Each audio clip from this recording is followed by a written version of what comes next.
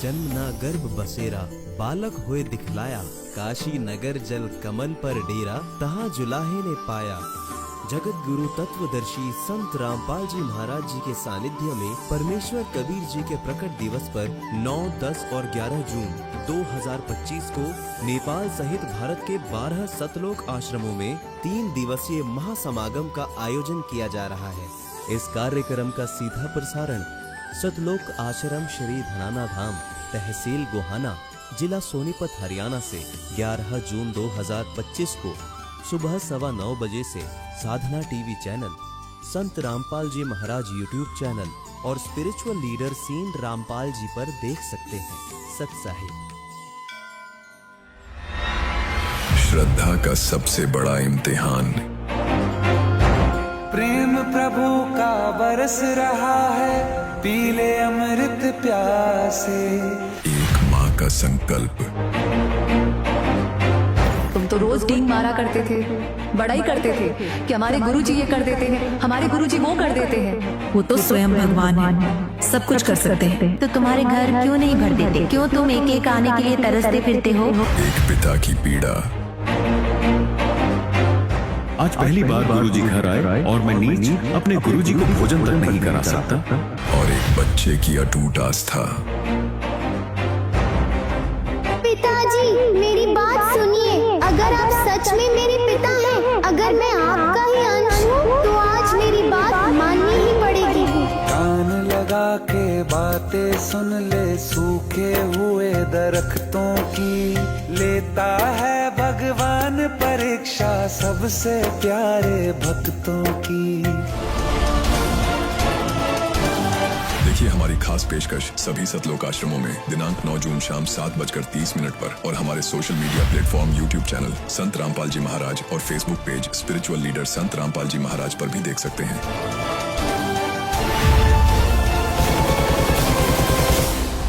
अरे संबंध है घर पे।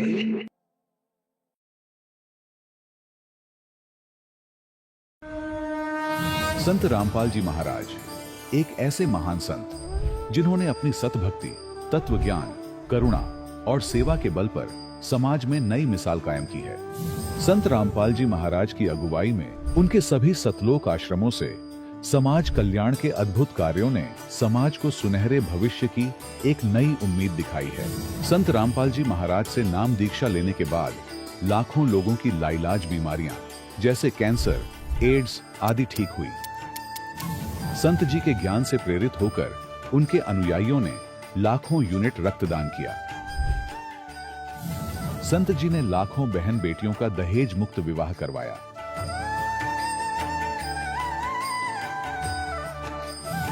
संत जी ने लाखों लोगों का नशा छुड़वाया, करोड़ों उजड़े परिवार बसे। संत जी के आश्रमों में समागम के दौरान निःशुल्क नेत्र चिकित्सा, दंत चिकित्सा प्रदान की जाती है। संत रामपाल जी महाराज द्वारा समय समय पर पर्यावरण संरक्षण के उद्देश्य से बड़े स्तर पर वृक्षारोपण किया जाता है। संत जी ने जरूरतमंदों को तत्काल राहत पहुंचाने के लिए एम्बुलेंस सेवा शुरू की। संत जी अपने अनुयायियों को देहदान के लिए प्रेरित करते हैं, जिससे मानवता की सेवा और चिकित्सा क्षेत्र में सुधार हो सके।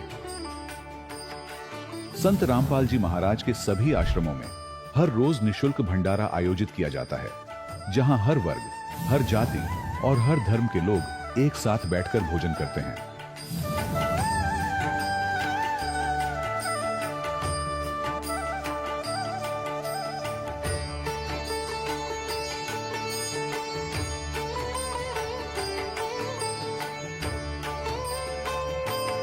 संत रामपाल जी महाराज के आश्रम में हजारों बुजुर्गों को सम्मान और प्यार के साथ जीवन जीने का अवसर मिलता है। उनके खाने, रहने और स्वास्थ्य की पूरी जिम्मेदारी संत रामपाल जी महाराज उठाते हैं। अनाथ बच्चों के लिए संत रामपाल जी महाराज के सभी आश्रम किसी वरदान से कम नहीं। यहाँ उन्हें शिक्षा, संस्कार और भविष्य के लिए बेहतर अवसर प्रदान किए जाते हैं। चाहे बाढ़ हो, भूकंप या महामारी, संत रामपाल जी महाराज और उनके अनुयायी हमेशा ही जरूरतमंदों के लिए सबसे आगे खड़े रहते हैं। कोविड महामारी के दौरान संत रामपाल जी महाराज के आश्रमों से करोड़ों लोगों के लिए भोजन, दवाइयां और जीवन रक्षक सामग्रियां उपलब्ध कराई गई। चाहे गरीब की मदद हो या किसी शोषित और पीड़ित वर्ग के हक और सम्मान की लड़ाई, संत रामपाल जी महाराज ने हमेशा ही उनकी दबी आवाज को सरकारों तक पहुंचाया है और उन्हें उचित न्याय दिलवाने में अहम भूमिका अदा की है। समाज में आध्यात्मिक और सामाजिक मूल्यों के प्रति जागरूकता लाने में संत रामपाल जी महाराज हर कदम पर मानवता के सच्चे सेवक साबित हुए हैं। संत रामपाल जी महाराज का जीवन हमें सिखाता है कि सच्ची सेवा वही है जो निस्वार्थ भाव से की जाए। आइए हम भी इस महान सेवा के कार्य में इस महान संत से जुड़ें और संत रामपाल जी महाराज से नाम दीक्षा लेकर अपने जीवन को धन्य बनाएं।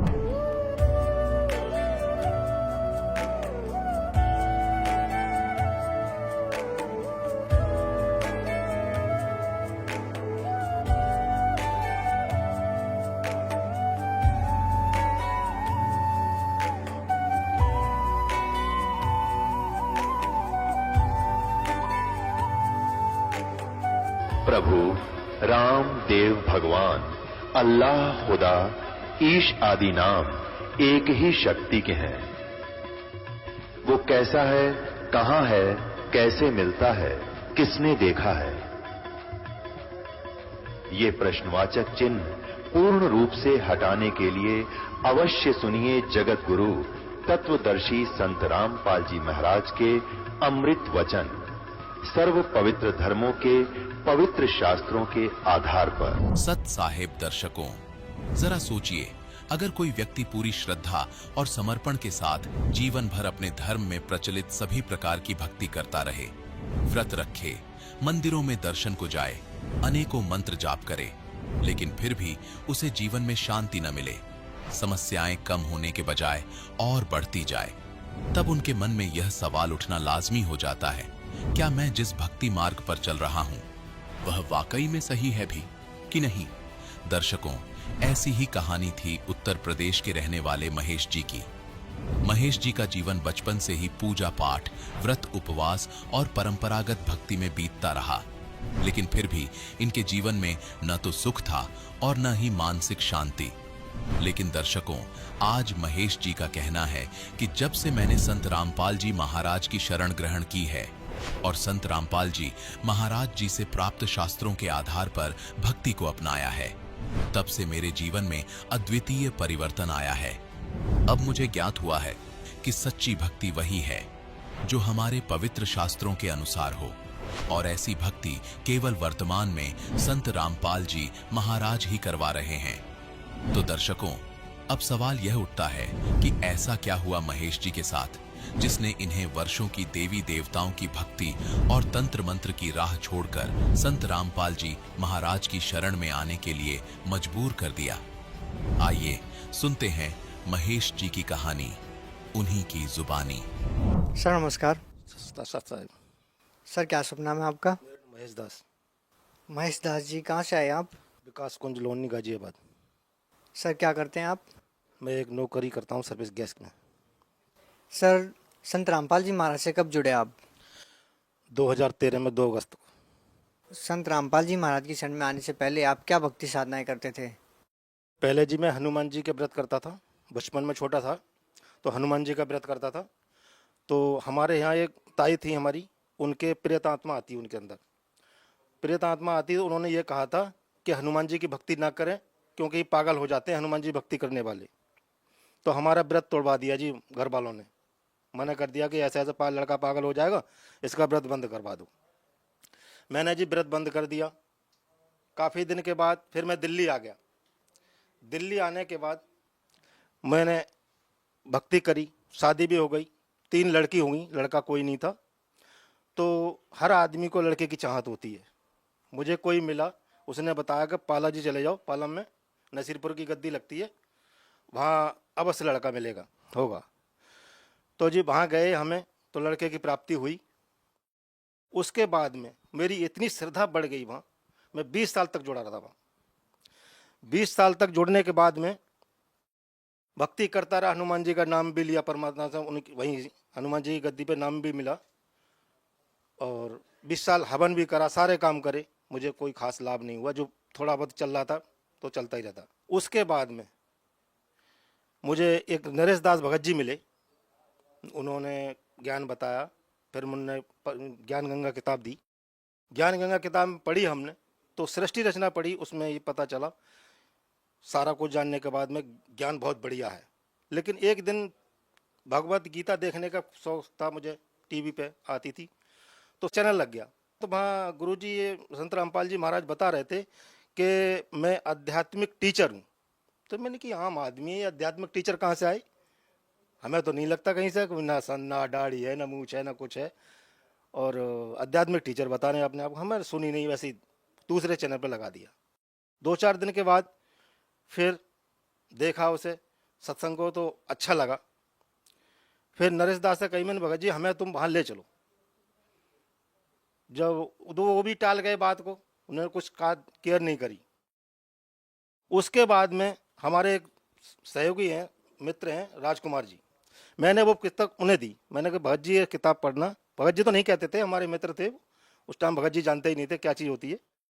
तो किताब उन्होंने पढ़ी, बोले किताब बहुत बढ़िया है, चलो घर के चलेंगे, दोनों जने किसी दिन उनके यहाँ मिल के आएंगे, वहाँ चलेंगे आश्रम। फिर हम दोनों जनों ने कहा कि भाई भगत जी चलो एक दिन हमें ले चलो वहाँ। वो बोले कहाँ चलेंगे, हाँ चलेंगे। काफ़ी दिन व्यतीत हो गए। एक दिन हमने बताया, उन्होंने बताया कि हाँ फलाने दिन चलेंगे इस तारीख को और चलना। मगर ठीक है जी। हम और राजकुमार और हमारी भगतमती जो घरवाली हमारी, वो भी चली गई वहाँ। जाने के बाद वहाँ आश्रम में पहुँचे तो बहुत अच्छा लगा, अच्छा लगा। इतनी शांति, वातावरण बहुत बढ़िया, जैसे एकदम जैसा स्वर्ग में आ गए हों। और नामदान लिया। नामदान लेने के बाद में जब दर्शन करने गए तो जब गुरुजी को हमने देखा तो इतना तेज प्रकाश था कि बहुत अच्छा लगा, बहुत अच्छा तेज। नामदान लेके आ गए। सर, संत रामपाल जी महाराज से नाम दीक्षा लेने के बाद आपको क्या लाभ मिले? लाभ तो जी बहुत मिले। सबसे पहला लाभ तो मेरी भगतमती थी, जो उसको प्रेत आत्मा आती थी, तो वो इतनी परेशान थी। 20 साल जब बालाजी की गद्दी पे गया था, कोई आराम नहीं मिला था उसे। और उन्होंने ये कह दिया था कि ये इसके साथ ही जाएगा, यानी ये खत्म हो जाएगी तभी खत्म होगा ये।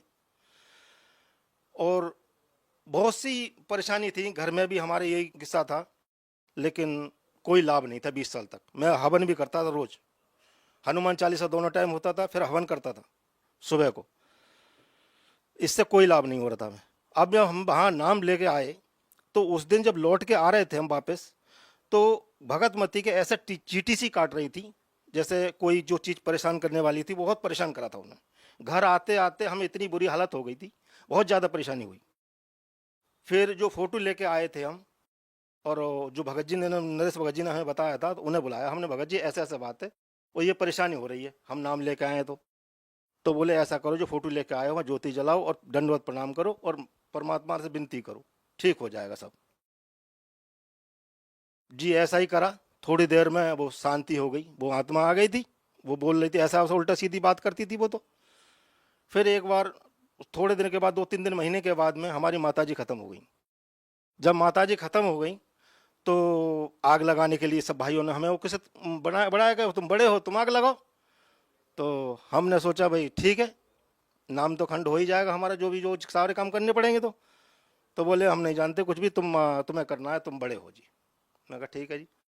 हमने जब सारे काम करने के बाद में 10वां 13वीं फूल चुगना जो भी सारे काम करने पड़े और नाम खंड हो गया जी हमारा, दोनों जनों का। नाम खंड होने के बाद में फिर वही हालत होने लगी हमारे घर में, जो प्रेत आत्मा आती थी फिर वही होने लगा। अब क्या करें, अब तो हम पालम भी नहीं जा सकते, और वहाँ से जो है फिर दोबारा नाम खंड हो गया, तो अब क्या करें। फिर भगत जी ने बताया कि तुम ऐसा करो, आश्रम जाओ। सर फिर हम आश्रम जाने के लिए तैयार हो गए दोनों जने।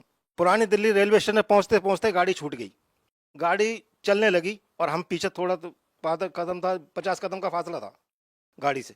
हम बहुत रे भागे, गाड़ी निकल गई। फिर थोड़ा जा आगे चल के गाड़ी खड़ी हो गई और हम बैठ गए आराम से। फिर और 10 मिनट बाद गाड़ी चली। हमें बड़ा संतुष्टि हुई, चलो अच्छी जगह जा रहे हैं, परमात्मा के जा रहे हैं। ठीक है जी, पहुंच गए, नाम शुद्ध कराया। और उस दिन से और आज का दिन है, अब हमें तो भैया बहुत आराम है, परमात्मा की दया है, सब ठीक ठाक है जी। सर एक बार मेरा एक्सीडेंट हुआ था, मैं ड्यूटी से आ रहा था, तो रोड क्रॉसिंग कर रहा था, साइकिल से आ रहा था। रोड क्रॉसिंग करता है, मैं तो सोच रहा कि निकल जाऊंगा मैं, लेकिन गाड़ी एक तेजी से आई और एकदम ब्रेक लगाए उन्होंने, तो बच गया मैं उस दिन, परमात्मा की दया हो गई। एक दिन वहाँ दवाई लेकर हमारी भगतमती भी आ रही थी, इलोनी गोल चक्कर के पास में, तो ये भी रोड क्रॉसिंग कर रही थी, दोनों तरफ से गाड़ी आ गई। गाड़ी आई और एकदम गाड़ी रुक गई और इनके पसीने पसीने हो गया, भगतमती के हमारे पसीने पसीने हो गया और इन्हें हाथ पैर कांपने लगे, बहुत बुरी हालत हो गई, पता नहीं क्या हो जाता, इतनी घबराहट सी हो गई। फिर थोड़ी देर में लोगों ने बैठाला और उन्हें बताया कि भाई आराम से, पानी फानी पिलाया, ठीक हो गई। सर संत रामपाल जी महाराज के बारे में ऐसा कहा जाता है कि संत रामपाल जी महाराज सभी देव देवताओं की भक्ति छुटवाते हैं, सर क्या कहना चाहेंगे, क्या ये सच है? नहीं, ये गलत कहते हैं लोग। संत रामपाल जी महाराज भक्ति को नहीं छुड़वाते हैं, ना किसी देव देवताओं को मना करते हैं। वो तो एक सही विधि बताते हैं, किस मंत्र से उनकी जाप करना चाहिए देवी देवताओं को, वो बताते हैं। मार्ग सही है, बिल्कुल सही भक्ति बताते हैं, ऐसा कुछ नहीं है, झूठ बोलते हैं ये लोग। सर कुछ लोगों द्वारा ऐसा भी कहा जाता है कि संत रामपाल जी महाराज सभी धर्मगुरुओं की निंदा करते हैं, सर क्या कहना चाहेंगे? नहीं जी, निंदा नहीं करते हैं गुरुजी हमारे, संत रामपाल जी महाराज निंदा नहीं करते हैं। वो तो असली नकली की पहचान बताते हैं। जैसे एक 500 का नोट है और इधर नकली है इधर असली है, उसमें ये बताते हैं कि असली में क्या चीज़ है और नकली में क्या है, ये क्या पहचान है असली नकली की, ये बताते हैं हमारे गुरुजी। निंदा नहीं करते किसी की। सर हिंदुस्तान में बहुत सारे धर्मगुरु हैं, सभी भिन्न भिन्न प्रकार की साधनाएं देते हैं, उनके लाखों फॉलोअर्स भी हैं, तो सर आप उन सब को छोड़कर संत रामपाल जी महाराज की शरण में क्यों गए? संत रामपाल जी महाराज की शरण में इसलिए गए थे, शास्त्र के अनुसार भक्ति दे रहे थे, इसलिए गए थे। हमने टीवी पे देखा, सारे ग्रंथों को खोल के दिखा रहे हैं, टीवी में भागवत गीता वेद सारे कुछ खोल खोल के दिखा रहे हैं, इसलिए उनकी भक्ति करने गए थे। सर भगत समाज को क्या संदेश देना चाहते हैं? हाँ, मैं सभी भक्तों से निवेदन करता हूँ कि संत रामपाल जी महाराज को, उस ज्ञान को समझें और उनसे भक्ति लेके अपना मोक्ष करवाएं, अपना कल्याण करवाएं। सर बहुत बहुत धन्यवाद आपका। सत साई। दर्शकों, अभी आपने सुने संत रामपाल जी महाराज से दीक्षा प्राप्त करके सुखी हुए भक्त के अनुभव। अब देखिए जगत गुरु तत्वदर्शी संत रामपाल जी महाराज के मंगल प्रवचन। माला नहीं डली भगवान के गल में तो पूजा अधूरी फिर खंडित। इसलिए रामानंद जी ने सोचा इस माला को उठा के और मुकुट के अंदर से डाल दूं। वह डालने की चेष्टा करने लगा तो मुकुट में फंस गई, वह आगे ना गई। तो रामानंद जी इतना चिंतित हो गया कि हे भगवान, आज मेरे से कौन सी गलती बन गई। हे परमात्मा, जिंदगी में पहली बार मेरे से भूल लगी, आपके गले में आपका श्रृंगार रह गया दाता। इतना चिंतित हो गया, आज कौन सी भूल पड़ गई। हे भगवान, बुढ़ापा आ गया, कदे बड़ी बड़ाई पूजा बिगड़ जाए, मेरी भक्ति नाश हो जावे। तो परमात्मा खड़े थे सामने, पर्दे थे पीछे बाहर। कबीर साहब कहने लगे, स्वामी जी इस माला की गांठ खोल लो गुंडी, और फिर इसको दोबारा गांठ लगा दो गले में डालकर, मुकुट उतारना नहीं पड़ेगा, आपकी पूजा बच जाएगी।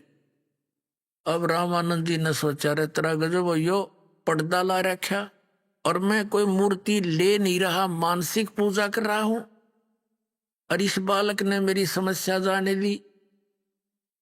कहते हैं उसी समय इसको ब्राह्मण कहते हैं। ब्राह्मण सो जो ब्रह्म पहचाने, ब्राह्मण उसको कहते हैं जो भगवान को पहचान ले। उसी समय आडा पर्दा दूर भगा और लीना कंठ लगाए। एकदम बूढ़ा आदमी बाहर निकल कर आया, उस बच्चे को जिसको ब्राह्मण लोग छूते भी नहीं थे, कपड़ों से भी नहीं छूने देते थे, और सामने कई सैकड़ों की संख्या में ब्राह्मण विराजमान थे। तो पुण्यात्मा इसको ब्राह्मण कहते हैं। कहते हैं वक्त पड़े सौदा करे कोठे डारे ज्ञान, तो इसको ब्राह्मण कहते हैं। उसने समाज नहीं देखा रामानंद जी ने। उसने जिसके लिए वो मर मिट रहा था, सारा जीवन गाल दिया था, वो सामने खड़ा, एक तरफ पूरा संसार, एक तरफ भगवान। तो उस ब्राह्मण ने परमात्मा सेलेक्ट किया और उस बच्चे को सीने से लगा लिया। नो, हे परमात्मा, आपने मेरे मन की बात पकड़ दी।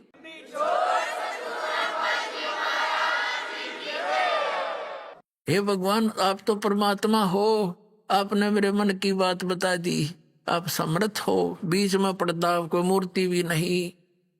इसको ब्राह्मण कहते हैं, पर भगवान ने पहचान ले। फिर क्या बताते हैं?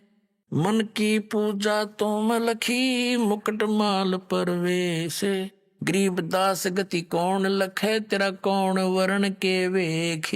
अब रामानंद जी क्या कहते हैं कि मेरे मन की बात आपने पकड़ ली, आप परमात्मा हो, आप भगवान हो।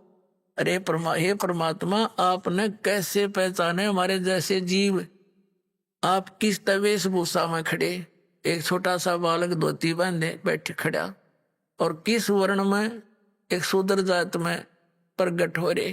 ये परमात्मा, तुझे कैसे पहचाने हम जीव?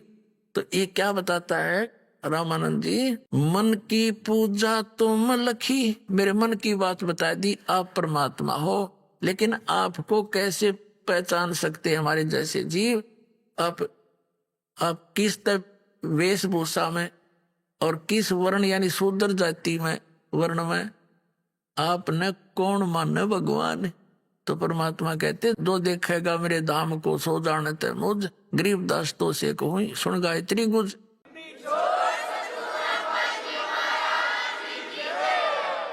अब परमात्मा ने तो सामने खड़े, उनकी फड़क भी निकालनी थी ना। रामानंद जी का फिर मन बदल दिया।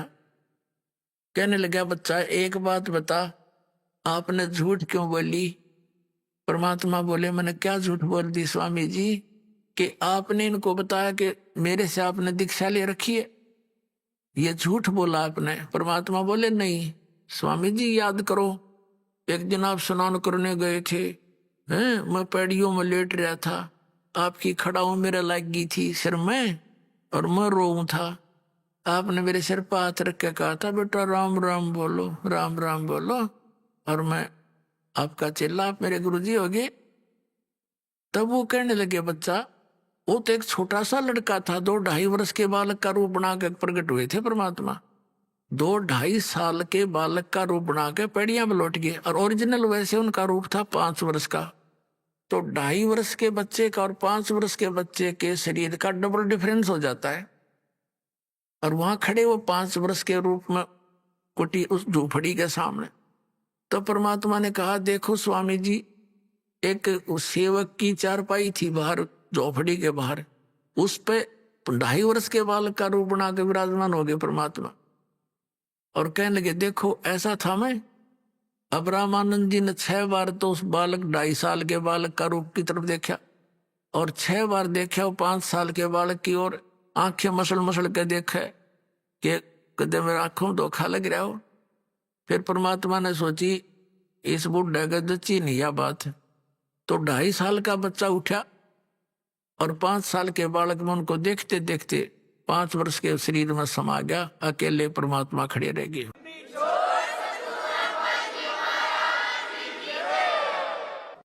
अब रामानंद जी ने फिर कहा कि बच्चा, चलिए बात तो तेरी मान गया मैं, लेकिन मैं, आप कह रहे हो कि मेरे को राम राम जाप दिया आपने, मैं राम राम तो जाप नहीं देता। परमात्मा ने कहा, आप ओम नाम जाप देते हो, और ये बताया ना करते, इस मंत्र को कोई भी नहीं बताता। अपने शिष्यों से भी ये कहा जाता है कि ये ना कहना किसी को ओम ओम जाप कर लेनी, तो खंडित हो जाता नाम। उसको ये कहा जाता राम राम, भाई राम का नाम जप ले। राम का नाम जो मंत्र वेदों में है वो ओम मंत्र है।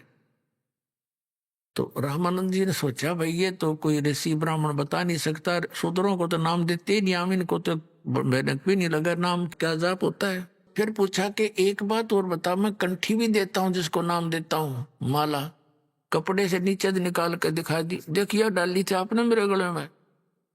अब रामानंद जी तो सहम गया कि भाई वो बालक को नहीं, ये बच्चा नहीं है। और वो आ रहे थे उसकी चौंध तोड़न, उसका जो है ना अज्ञान हटाने के लिए, अपनी प्यारी आत्मा के लिए खड़े थे।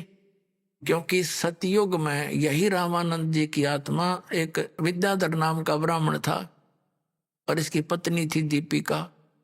इनको परमात्मा ऐसे ही, ये इनका कोई संतान नहीं थी, इनको ऐसे ही एक तालाब के ऊपर कमल के फूल पर मिले थे।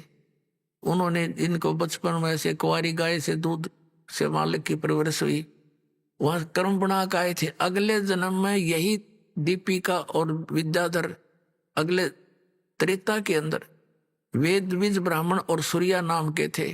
तब परमात्मा इनको फिर मिले थे। फिर आगे चल के रामानंद जी ने कलयुग में विवाह नहीं कराया, बचपन से 15-16 वर्ष की आयु से ही ऋषि बन गए थे भगत। तो वहां के फिर संभाला, क्योंकि कहते हैं 2 जन मेरी शरण है ताका हूं मैं दास, और गेल गेल लग गया फिर जैसे जब तक धरती आकाश। तो अब उसको निकालना था, बन के बैठ गया चौधरी साहब पंडित जी, और का पता नहीं उसने मरो नरक में जाना था। तो उसकी फड़क निकालने के लिए सारी क्रिया की दाता ने, और शिष्य बनकर उसका उद्धार किया। रामानंद जी समझ गया कि बालक नहीं, कोई और कहानी पाओ गया था। उन सब ब्राह्मणों से कहा भी तुम जाइयो अब यहां से। अब वो चले गए उठ के, और 5-4 रह गए जितने सुनना था सत्संग चर्चा उनकी। तब परमात्मा ने पूछा कि हे स्वामी जी, आप किसकी पूजा करते हो? रामानंद जी ने कहा मैं विष्णु भगवान की पूजा करता हूँ, और विष्णु भगवान सर्वेश्वर हैं, ये हर महेश्वर हैं, इनका कोई माता पिता नहीं। परमात्मा ने कहा आप देखिएगा देवी पुराण में, आप देखिएगा शिव पुराण के इसी सकंद में।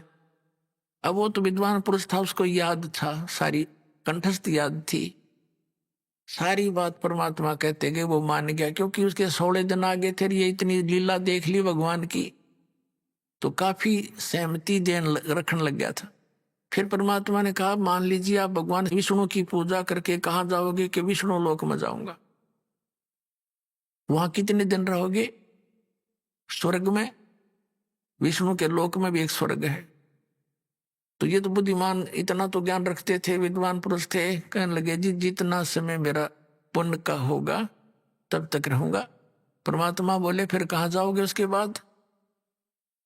कि फिर तो पता नहीं बच्चा कहाँ ठिकाना होगा। फिर क्या खाक भक्ति कर रहे हो आप या हैं? वहां गए फिर नरक में, वो क्या चाहते उस स्वर्ग ने?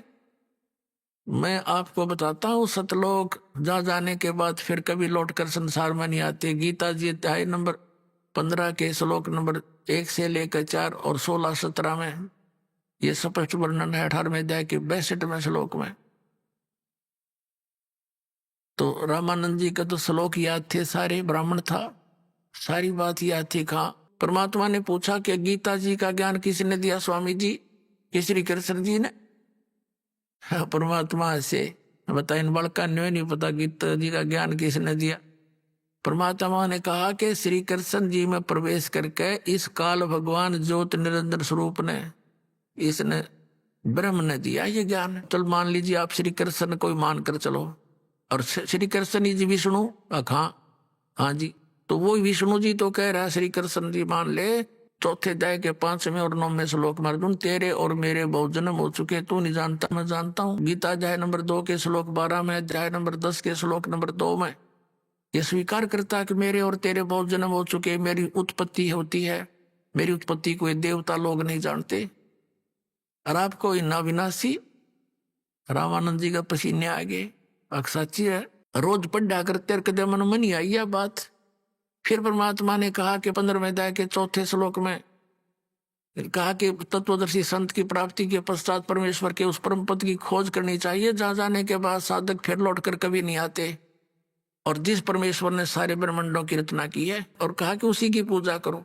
परमेश्वर कबीर जी ने पूछा था रामानंद जी से कि 18वें अध्याय के 62वें श्लोक में ये आपका गीता ज्ञान दाता अपने से अन्य किस परमेश्वर की शरण में जाने को कह रहा है? वह परमात्मा कौन है? रामानंद जी कहते नहीं वो तो अपने ही विषय में कह रहे थे। जब परमात्मा ने डिटेल से बताया कि वो अपने विषय में तो ये कह रहा है मेरे और तेरे तो जन्म मृत्यु होते हैं, और 15वें अध्याय के 4थे श्लोक में कहा है कि ऐसे ऐसे उस परमेश्वर के उस परम पद की खोज करनी चाहिए जहां जाने के बाद साधक फिर कभी लौट कर नहीं आते। जिसने सब ब्रह्मांडों की रचना की और कंसेप्ट क्लियर कर दिया कि उसकी भक्ति करो और सब पूजाएं त्याग दो, उसमें स्पष्ट किया केवल उसकी भक्ति करो। और गीता अध्याय नंबर 15 के श्लोक 16 और 17 में 3 पुरुष है स्वामी जी। अब स्वामी जी का वो तो याद थे सारे श्लोक तक, हाँ, सरपुरुष और अक्षर पुरुष और उत्तम पुरुष है तू अन्य, वो परम अक्षर ब्रह्म है जो गीता जी अध्याय नंबर 7 के श्लोक नंबर 29 में कहा कि तत्ब्रह्म को जानकर शब्दात्म को जानकर तो प्राणी केवल जरा और मन से छूटने की चेष्टा करता है। अर्जुन ने पूछा 8वें अध्याय के प्रथम मंत्र में गीता जी में कि किम तत्ब्रह्म, तो गीता ज्ञानदाता ने 8वें अध्याय के 3रे श्लोक में बताया कि वो परम अक्षर ब्रह्म है, वो गीता ज्ञानदाता से अन्य है स्वामी जी। और गीता जी अध्याय नंबर 8 के श्लोक नंबर 5 और 7 में गीता ज्ञानदाता अपने विषय में बताता मेरी भक्ति करे और तो मुझे ही प्राप्त होगा, लेकिन युद्ध करना पड़ेगा, शांति नहीं हो सकती। अपने पूजा का मंत्र बताता ओम इति एक अक्षरम ब्रह्म विवाहन माम अनुसमण गया प्रियाति तन देव सयाति परमाम गति। वो तो मेरा एक ओम अक्षर है मुझ ब्रह्म का, जो ओम का जाप करते हुए शरीर छोड़कर जाता है, ओम से मिलने वाली जो परम गति है वो प्राप्त होगी। 8वें अध्याय के 16वें श्लोक में कहा कि ब्रह्म लोक, क्योंकि ओम से ब्रह्म प्राप्ति ब्रह्म लोक में रहता भी आपने देवी पुराण में देखा, तो ब्रह्म लोक में गए हुए प्राणी भी जन्म मृत्यु में है, तो तेरे ओम नाम से भी हुई परम गति भी यूजलेस से जन्म मृत्यु होती है। इसलिए 8वें अध्याय के गीता जी के 8, 9, 10 श्लोक में गीता ज्ञानदाता अपने से अन्य उस परम अक्षर ब्रह्म के बारे में कहता, उसकी भक्ति करेगा तो उसको प्राप्त होगा। उसके मंत्र के लिए 17वें अध्याय के 23वें श्लोक में गीता जी में कहा है कि ओम तत्सती निर्देश ब्रह्म त्रिविध समर्थ है। वो सचिदानंद घन ब्रह्म परम अक्षर ब्रह्म के पाने का 3 मंत्र का जाप है, वो आपको पता है? अक नहीं बच्चा, मुझे तो ओम त ऊपर किसी चीज का पता नहीं। तब परमात्मा ने कहा, इसलिए गीता जी अध्याय नंबर 18 के श्लोक नंबर 62 में गीता ज्ञानदाता कहता है उस परमेश्वर की शरण में जा, उसकी कृपा से तो परम शांति और सनातन परम धाम को प्राप्त होगा, जहां जाने के बाद फिर लौट कर नहीं आते।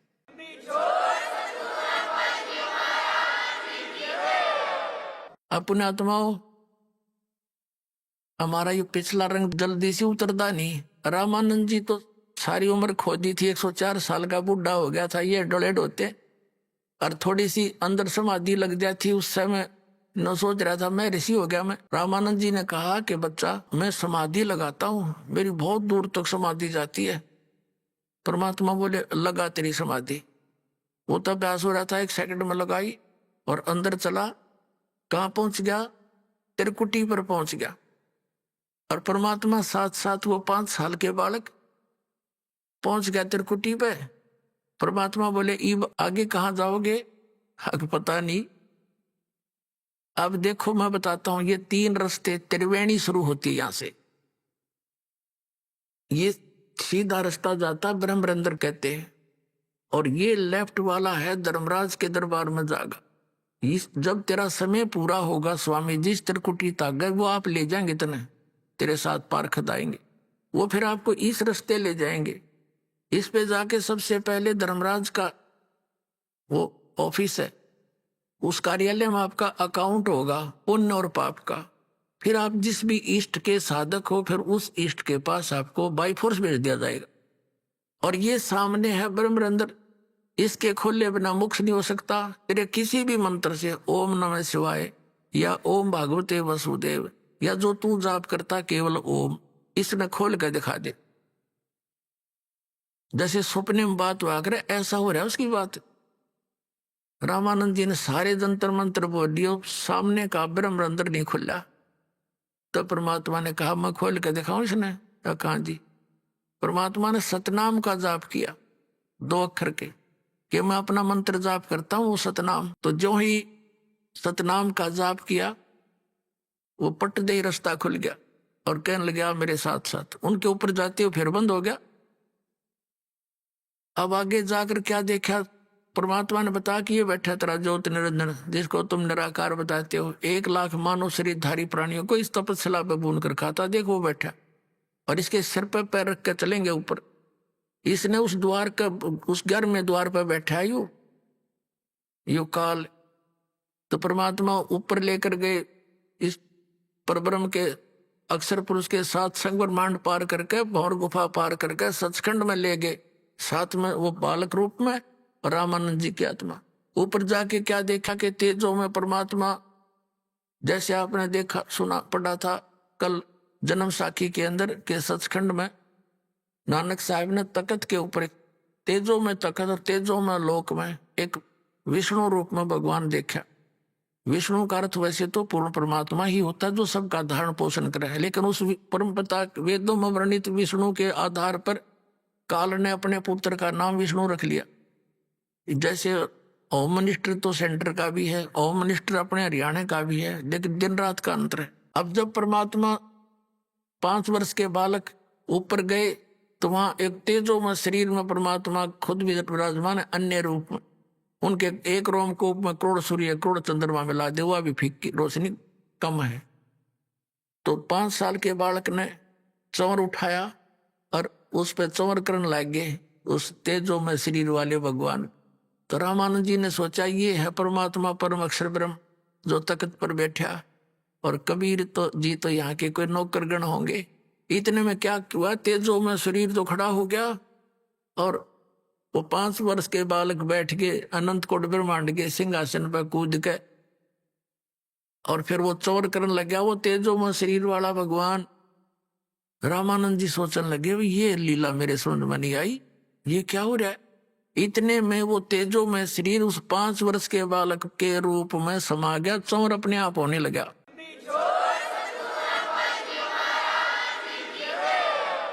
फिर परमात्मा ने कहा कि ए स्वामी सृष्टा में और सृष्टि हमारे तीर और दास गरीब अदर बसू अवगत सत कबीर, मैं वो परमात्मा हूं, मैं पूर्ण परमात्मा हूं। फिर उनको वापस भेज दिया कि जाओ ये अपना जाइए नीचे। रामानंद जी एकदम समाधि वापस आई और ऐसे फटफड़ी सी ली जैसे सोपन देखा करे, सामने क्या देखा, 5 वर्ष का बालक फिर सामने बैठा, चरणों में पड़ गया। 104 साल का ब्राह्मण विद्वान बना फिर था। होए होए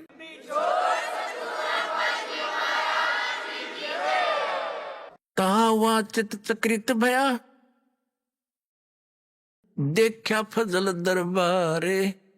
गरीबदास साहब जी कह रहे हैं वहां जाकर मन चक्रित हो गया जब देखा फजल दरबार। फजल माने उस न्यायकारी भगवान का दरबार देखा। तहा वहां चित चक्रित भया, भाई देख फजल दरबारे। गरीबदास सिजदा किया हम पाए दीदारे। तुम स्वामी में बाल बुद्धि ब्रह्म कर्म किए नासे। गरीबदास निज ब्रह्म तुम मेरा हो गया दृढ़ विश्वासे। कहते मैं तो बालक बुद्धि, मैं तुम स्वामी। रामानंद जी कहते 5 वर्ष के बालक को 104 वर्ष के वो विद्वान पुरुष मैं ऋषि पाक रहा था, सच्चाई से परिचित होकर कहने लगा मैं तुम स्वामी मैं बाल बुद्धि। मेरा तो बालक जैसा ज्ञान था मालिक, तेरे ज्ञान का अगर तेरी सच्चाई से मैं परिचित हुआ। तुम स्वामी मैं बाल बुद्धि ब्रह्म कर्म किया नासे। गरीबदास निज ब्रह्म तुम मेरा हो गया दृढ़ विश्वासे।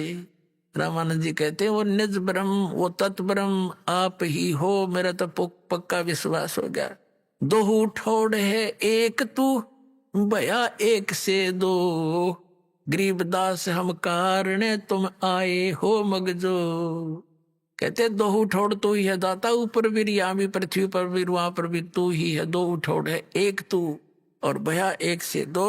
गरीबदास हम कारण आए हो मगजो। बोलो सतगुरुदेव की जय हो।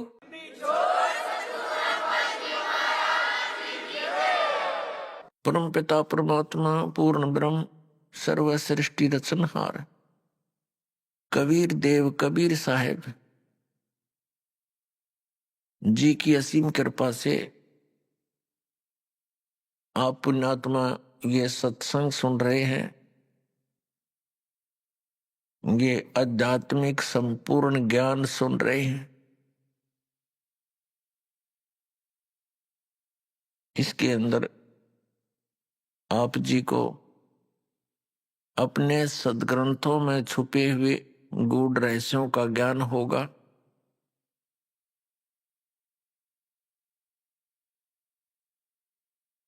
और सत्संग में आने से प्राणी को पता चलता है कि मनुष्य जीवन का क्या उद्देश्य है। सत्संग के अंदर बहुत ही पुण्यकर्मी प्राणी ही आया करते हैं। सत्संग में पता चलता है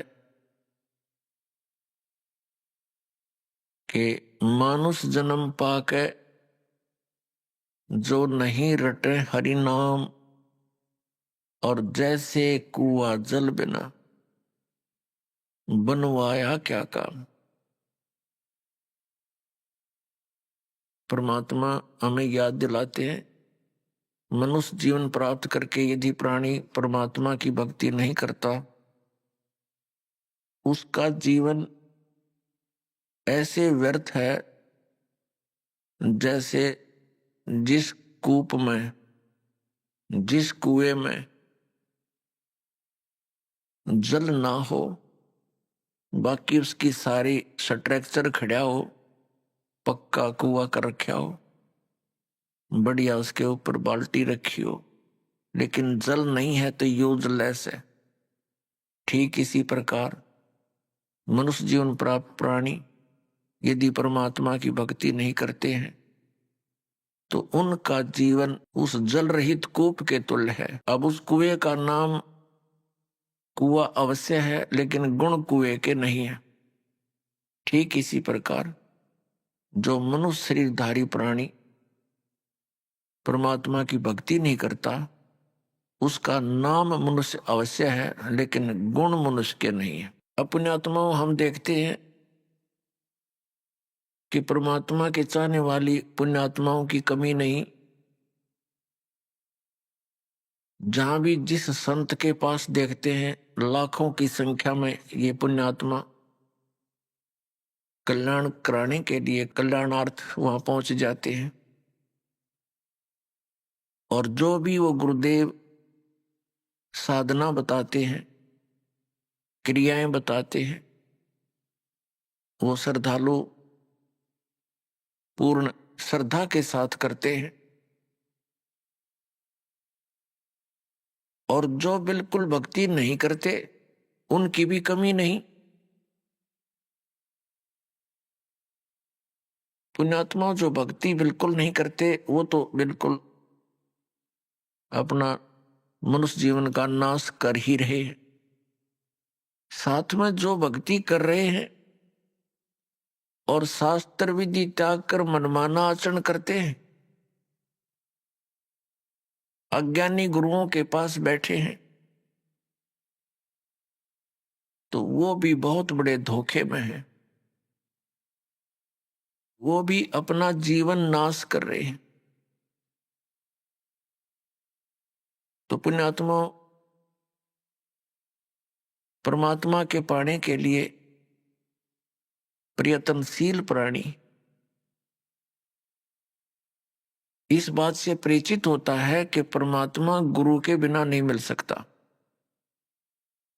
इसलिए गुरुओं की आवश्यकता पड़ी और गुरु बनाने के लिए हम इन महापुरुषों के पास पहुंच गए। अपने आत्माओं भक्ति करते हैं कितने, बहुत बहुसंख्या के अंदर, विशेषकर भारतवर्ष में बहुसंख्या के अंदर साधक साधना कर रहे हैं। चाहे कोई मंदिर में जाकर, चाहे कोई व्रत रख के हनुमान का चालीसा पढ़ के, या कोई भगवान शंकर श्री कृष्ण जी की भक्ति करके, या कोई तीर्थ आदि पर जाकर कोई ना कोई साधना वो कर ही रहा है, या फिर कोई गुरु बनाकर। और हम देखते हैं इतनी बहुसंख्या में जहां भक्ति कर रहे हो इंसान, तो एक विशेष परिवर्तन होना चाहिए समाज के अंदर, लेकिन कोई परिवर्तन नहीं। प्रत्येक बुराई बढ़ती जा रही है, हाहाकार मच रहा है। इसका कारण क्या है? इसका कारण है जो साधनाएं भक्तजन कर रहे हैं उनसे उनको परमात्मा से मिलने वाली राहत प्राप्त नहीं हो रही।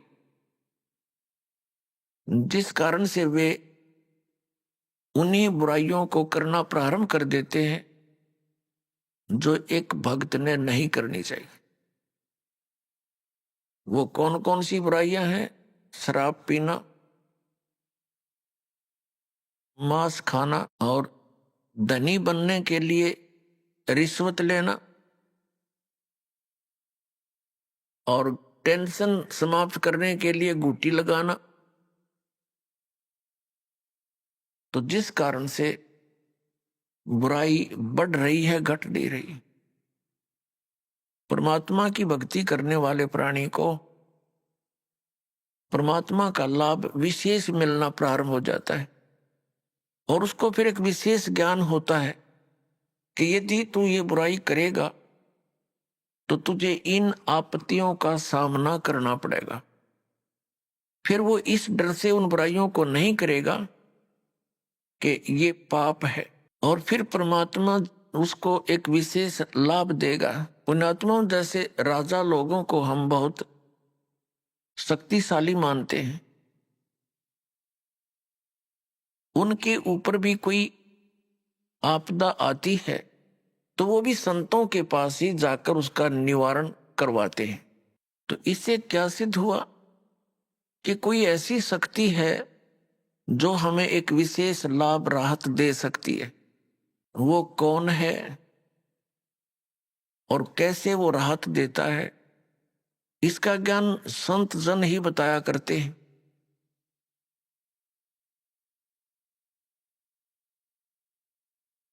तो पुण्यात्माओं, आप जी को सत्संग प्राप्त नहीं हुआ और जिसको आप सत्संग जानकर ग्रहण किए हुए हो वो कोरा ज्ञान है। क्योंकि जो हमारे सदग्रंथों में प्रमाण नहीं है तो वो शास्त्र विरुद्ध ज्ञान है, शास्त्र विरुद्ध साधना है, उसका कोई लाभ नहीं। अब पहले क्या कारण रहा कि हमारे जो धर्म गुरु थे वो संस्कृत अवश्य जानते थे, लेकिन अध्यात्म ज्ञान शून्य था उनका। वे तत्व ज्ञानहीन थे और हैं अभी तक। हमारे धर्मगुरु कौन है? आचार्य, शंकराचार्य और अन्य मंडलेश्वर, ये सब हमारे धर्मगुरु हैं। ये संस्कृत के तो विद्वान थे, व्याकरण भी इनकी अच्छी दुरुस्त है, लेकिन अध्यात्म ज्ञान बिल्कुल नहीं। अपने आत्माओं, पवित्र हिंदू धर्म के ये आदरणीय धर्मगुरु हमें जो भी ज्ञान देते हैं, समझाया करते थे, समझाते हैं, बताते हैं, वो कहते हैं कि हमने इनको पवित्र वेदों से, पवित्र श्रीमद् भगवत गीता से और पवित्र पुराणों से ये ज्ञान तुम्हें सुनाया है। तो हम यही मान बैठे थे कि ये संस्कृत के विद्वान हैं, हमारे सभी सदग्रंथ संस्कृत में लिपिबद्ध है और ये जो ज्ञान दे रहे हैं वो बिल्कुल सही और शास्त्रों वाला ही है। लेकिन अब इस दास को पता चला, क्योंकि इस दास की आंखें बन गई, वो तत्व ज्ञान वाली आंखें दुरुस्त हो गई।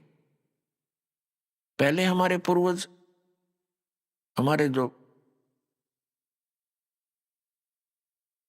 पहले के जो माता पिता, दादा दादी, कई पीढ़ियां जो हमारे हिंदू धर्म के थे, सभी के वो श्रद्धालु थे, अशिक्षित थे, और इन धर्म गुरुओं ने जो भी क्रियाएं बताई वो सिर धड़की बाजी ला के और पूरी श्रद्धा से करते रहे।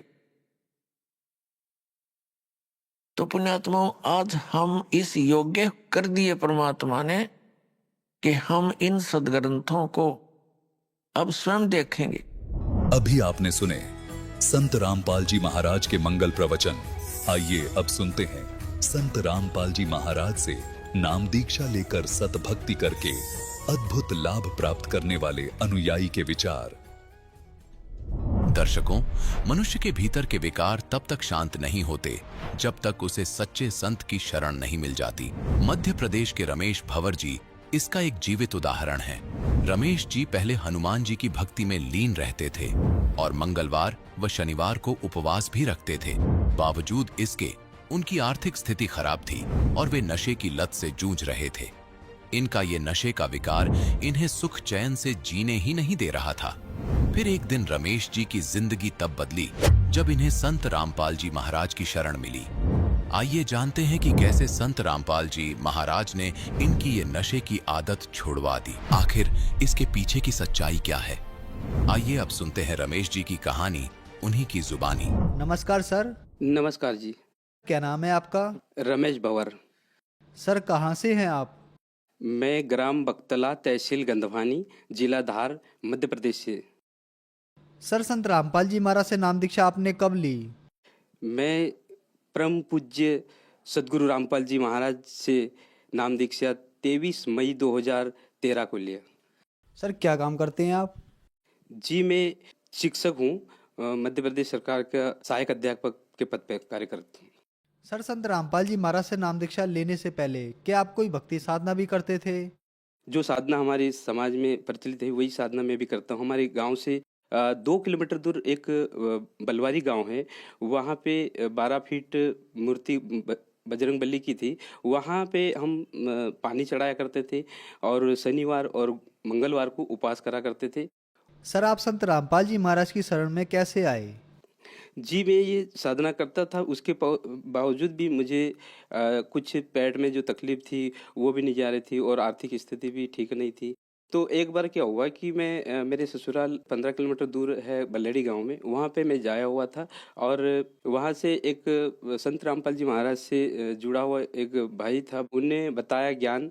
फिर मैं सतलोक आश्रम से संत रामपाल जी महाराज से नाम दीक्षा ली। सर हमने सुना है कि जो भी श्रद्धालु संत रामपाल जी महाराज से नाम दीक्षा लेता है उनको बहुत सारे लाभ प्राप्त होते हैं, चाहे वो आध्यात्मिक हो, भौतिक हो, शारीरिक हो या मानसिक हो। तो क्या संत रामपाल जी महाराज से नाम दीक्षा लेने के बाद आपको भी कुछ लाभ प्राप्त हुए? संत रामपाल जी महाराज से जुड़ने के पश्चात सर्वप्रथम मेरा एक और लाभ हुआ कि ये एक बार क्या हुआ कि मेरी पत्नी को अचानक ब्लड शुरू हो गया था, जिसके कारण मैंने गंधवानी डॉक्टर साहब को दिखाया। तो डॉक्टर साहब ने बोला कि सर आप तुरंत किसी बड़े अस्पताल में ले जाए, धार या बड़वानी, और वहाँ पे इनका कम से कम 4 या 5 बाटल खून की चढ़ाइएगा, तभी ये इनका इलाज चालू होगा। इस तरह से बताया तो मैं तुरंत फिर गंधवानी से धार हॉस्पिटल लाया, प्राइवेट में दिखाया। तो प्राइवेट में वो दीपावली की छुट्टी की वजह से सारे डॉक्टर छुट्टी पे चले गए थे, तो फिर सरकारी में ले गया, तो वहाँ भी छुट्टी कारण वहाँ भी डॉक्टर साहब नहीं मिले। तो इस प्रकार से मैं वहाँ से वापस घर आ गया मेरी पत्नी को लेके, और फिर संत रामपाल जी महाराज से मैं जुड़ा हुआ था, मेरी पत्नी भी जुड़ी थी। तो हमने प्रार्थना लगाई और प्रार्थना में बताया कि परमात्मा दया करेंगे। तो हमने उसके पश्चात यहाँ से गंधवानी से सत्संग सुनने के लिए रवाना हो गए। तो रास्ते में कोई भी ऐसी तकलीफ नहीं हुई संत रामपाल जी महाराज की कृपा से, कि जो बैठ नहीं सकती थी मेरी पत्नी, वो बैठ के आराम से गई और वहाँ 2 दिन तक सत्संग सुना और वापस आके उसी डॉक्टर से, जिस डॉक्टर ने मुझे ये बताया था कि आपकी पत्नी का मात्र 6% खून बचा है, और उसी डॉक्टर के पास मैं दोबारा चेक करवाने गया 10वें दिन, तो उसी डॉक्टर ने बताया कि बोले कि आपकी पत्नी का वर्तमान में भी 10% हो गया। तो वहाँ संत रामपाल जी महाराज से आशीर्वाद लेने मात्र से 4 से 10% खून बढ़ गया है, और उसके पश्चात आज तक मेरी पत्नी को खून की बाटल नहीं चढ़ाए, और संत रामपाल जी महाराज की दया से आज मेरी पत्नी स्वस्थ है और उनकी भक्ति करने से कोई तकलीफ अभी नहीं है। दूसरा लाभ ये है कि मेरे 3 बालिका है, बच्चे हैं, वो जब गांव में रहते थे तो बार बार वो हर 15वें दिन 8वें दिन बीमार हुआ करते थे। तो संत रामपाल जी महाराज की शरण में आने के पश्चात तीनों बच्चों को कोई भी अभी कोई परेशानी नहीं है, 4-5 साल होने जा रहे हैं, कोई तकलीफ नहीं है, और संत रामपाल जी महाराज की कृपा से हम पूरा परिवार सुखी हैं। एक और लाभ हुआ संत रामपाल जी महाराज की शरण में जाने से कि मेरी आर्थिक स्थिति जो थी पहले बहुत दयनीय थी, मेरे पास साइकिल तक भी नहीं थी। मैं नौकरी करता था, लेकिन शुरुआत में जब मैं 500 की नौकरी करता था तो वो 500 रुपये नहीं पूरते थे, उसके बाद 1000 रुपये हुए, 25 हुए, और जब 2013 तक मुझे 5000 रुपये ही तनख्वाह मिलती थी और उसमें पूरा पालन पोषण, पूरा परिवार का मेंटेनेंस नहीं कर पाता था। लेकिन जैसे ही संत रामपाल जी महाराज की शरण में आया और संत रामपाल जी महाराज की कृपा से आज मुझे 25,000 तनख्वाह मिलती है और पूरा परिवार सुखी है, और मैं बहुत अच्छे से संत रामपाल जी महाराज की कृपा से सुखी हूँ और भक्ति कर रहा हूँ। सर क्या आप नशा भी करते थे? जी सर, मुझे जितने भी जो बुराई हैं, विकार है, वो सारे मेरे में वो गुण थे जो आम इंसान करता है, जैसे बीड़ी, शराब, मांस, तंबाकू। जितने भी हमारे समाज में तो ऐसा फैला हुआ, जब तक एक बाटल दारू नहीं पीता था तब तक मैं खाना नहीं खा पाता था, ऐसी स्थिति हो गई थी। और सारे बीड़ी सिगरेट सभी में सेवन करता था। जब नशा करता था तो जिस नशे की लत के कारण मेरे पेट में ऐसी बीमारी हो गई थी कि जब तक मैं नशा नहीं करता था, बीड़ी नहीं पीता था, तब तक मुझे फ्रेश नहीं हो पाता था, और जिसके कारण मैं बहुत दुखी होता था। लेकिन संत रामपाल जी महाराज की शरण में आने के पश्चात वो सारे विकार मेरे छूमंतर हो गए। किसी प्रकार का खाने पीने की दूर का छू भी नहीं सकते हैं। और संत रामपाल जी महाराज की जो दी भक्ति के कारण मुझे मेरे पेट की जो तकलीफ थी वो अभी बिल्कुल समाप्त हो चुकी है, और मुझे कोई तकलीफ नहीं है, और मैं संत रामपाल जी महाराज की कृपा से अभी स्वस्थ हूँ। यह कैसे संभव हो रहा है कि संत रामपाल जी महाराज से नाम दीक्षा लेने के बाद आप लोग नशा मुक्त हो रहे हैं? सर, बहुत अच्छा प्रश्न आपने पूछा।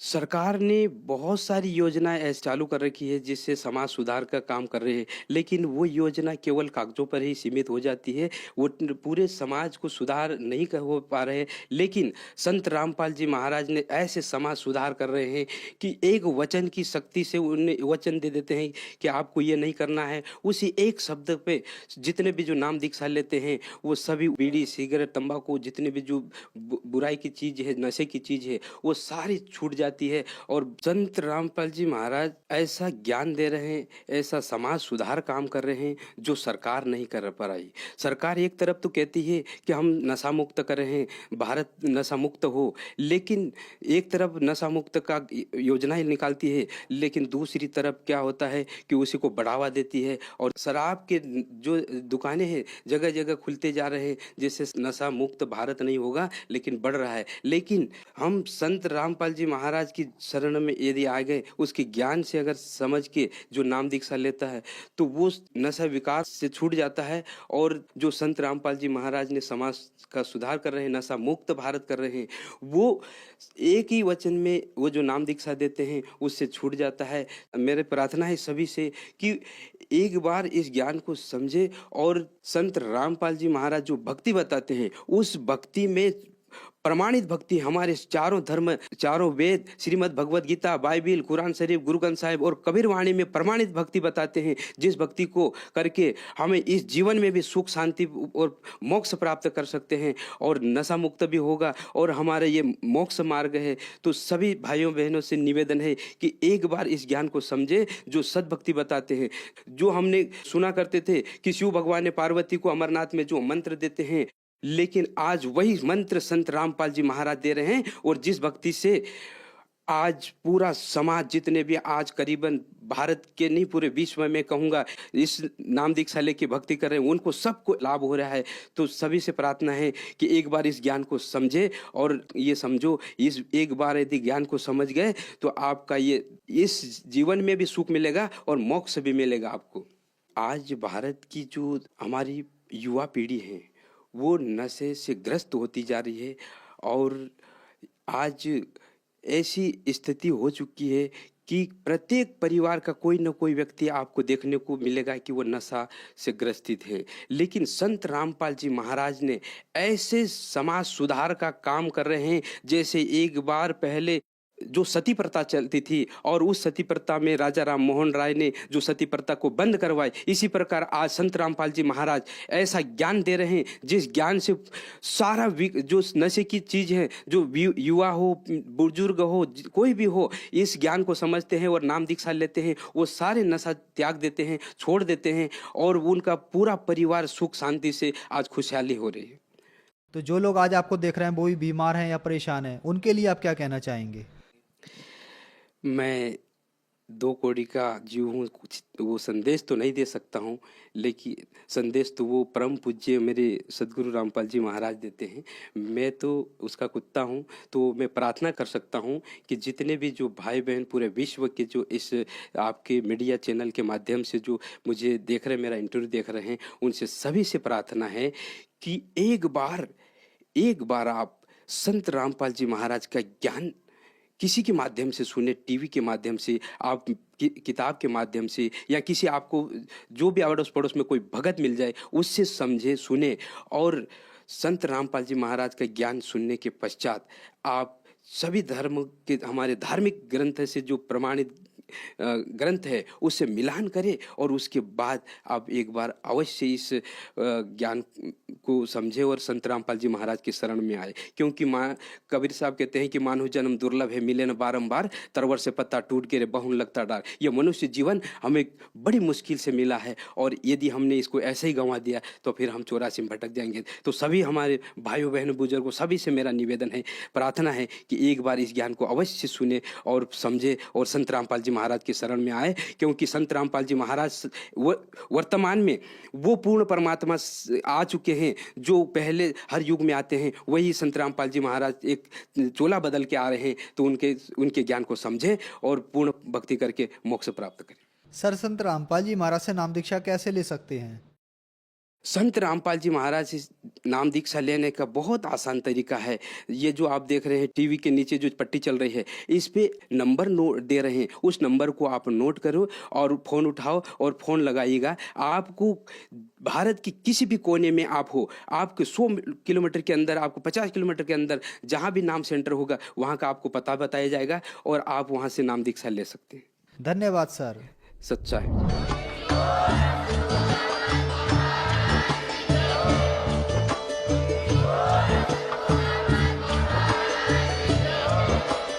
आप सुन रहे थे जगत गुरु।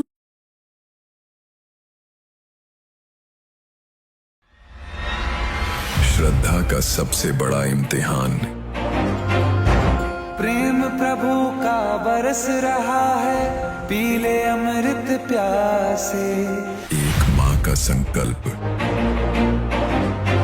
तुम तो रोज डींग मारा करते थे, बड़ाई करते थे कि हमारे गुरुजी ये कर देते हैं, हमारे गुरुजी वो कर देते हैं। वो तो स्वयं भगवान है, सब कुछ कर सकते हैं। तो तुम्हारे घर क्यों नहीं भर देते? क्यों तुम एक एक आने के लिए तरसते फिरते हो? एक पिता की पीड़ा।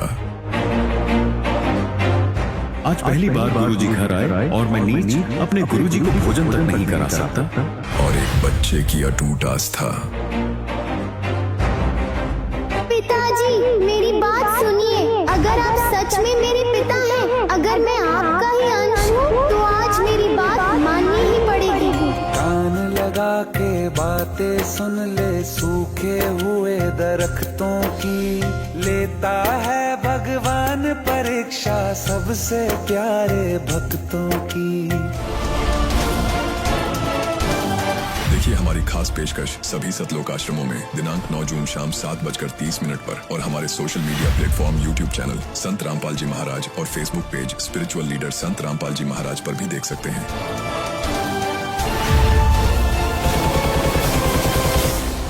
अरे संबंध है घर पे।